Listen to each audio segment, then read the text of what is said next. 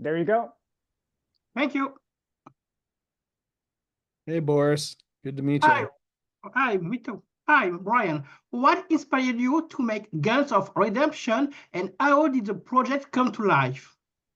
I was asked by Jamie Thompson, one of the story by to read the script because he was putting it together with Shout Studios, and so I read the script and was like, man, this is cool. It's your classic Western, bad guy going to do something good kind of story, and so kind of drew me in because fortunately I was doing another Western, so we kind of piggybacked them together, and it allowed us to to make a great film, and I really again I really enjoyed the story. I enjoyed the cast they were talking about, having Casper as the lead, that kind of thing. So that's what really drew me in. The film features actors like Casper Van Dien, Jeff Fahey, and Astin. How did this casting decision shape the film, and what unique qualities did they bring to their roles? I mean, the so Jeff Goldberg is manager of Casper and Jeff Fahey, Mhm. and Goldberg's a longtime friend of mine, and we were just like, Jeff, give us your best actors. So he did. He gave us Sienna as well. And so we have three great actors from him. And then Sean, we were going through names with Shout on, who could who could our third kind of star be? And we went through some basic names, Western kind of names, and then Sean's name came up, and everybody was like, "Yeah, man. I mean, Sean would be phenomenal in this part." And sure enough, he was. I mean, just one of the kindest peoples on the planet. Sean is. He's just such a good person. And so we ended up with just a phenomenal cast. Fahey's just a consummate pro, and Casper and I go way back, and Casper just brings it. So, Guns of Redemption explore redemption, revenge, and facing one past. How did you approach these themes through the character of Luke?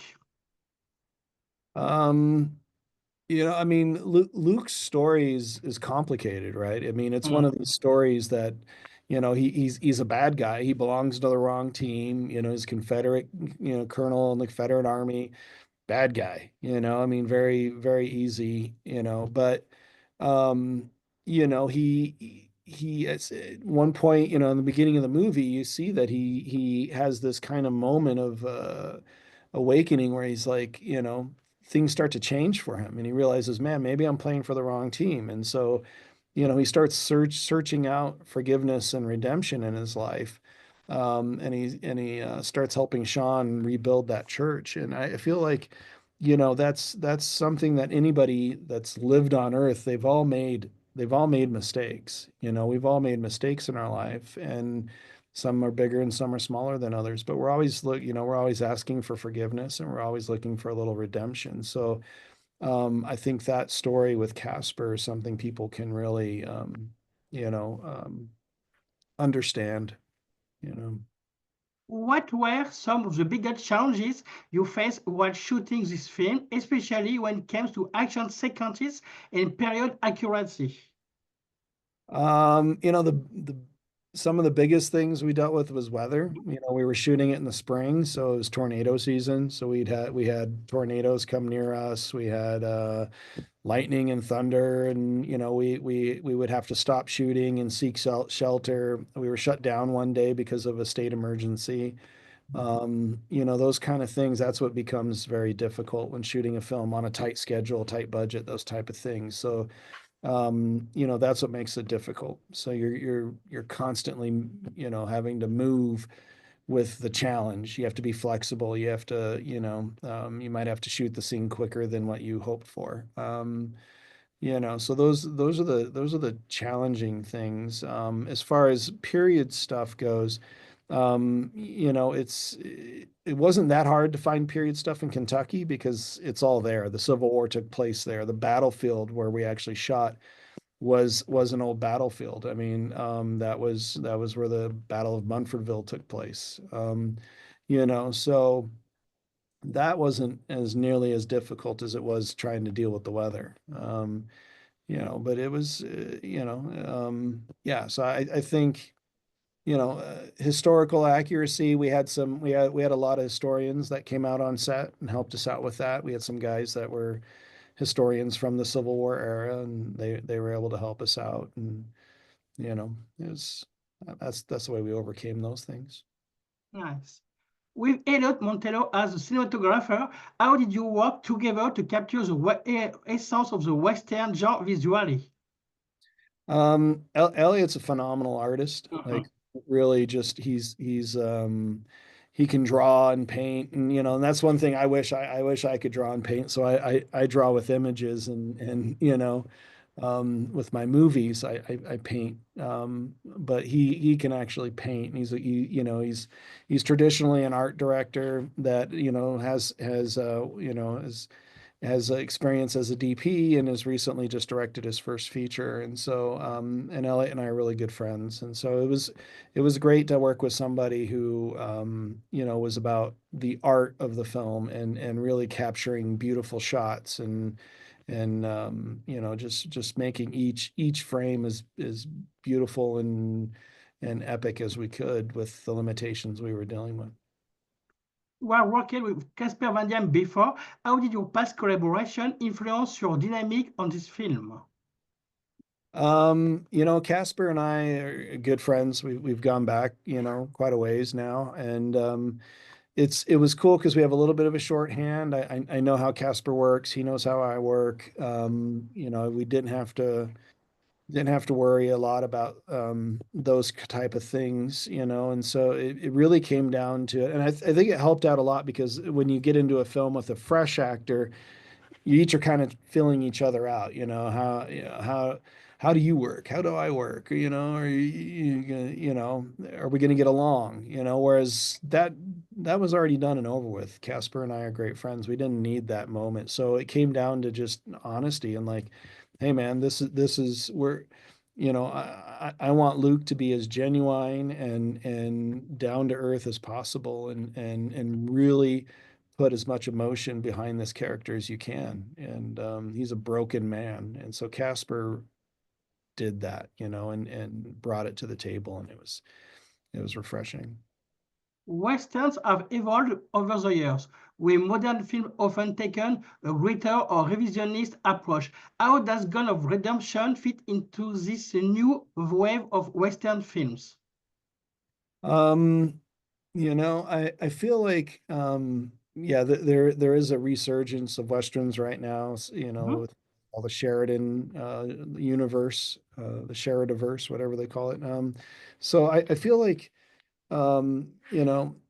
Guns of Redemption fits into that in a way of telling the aftermath of the Civil War, which we don't see a lot of. We see more like stories about the Civil War, or we see stories that take place, 15 years after the Civil War, which was traditionally kind of the old West, genre, the dusty westerns.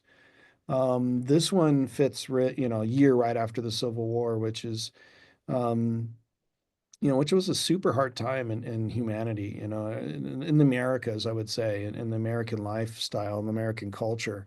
I think people were confused on what side they were on. There was a lot of bad guys who were good and good guys who were bad, and I feel like it's a very very controversial and very just chaotic time, and so I feel like putting that out there is a great mix with these other westerns, which are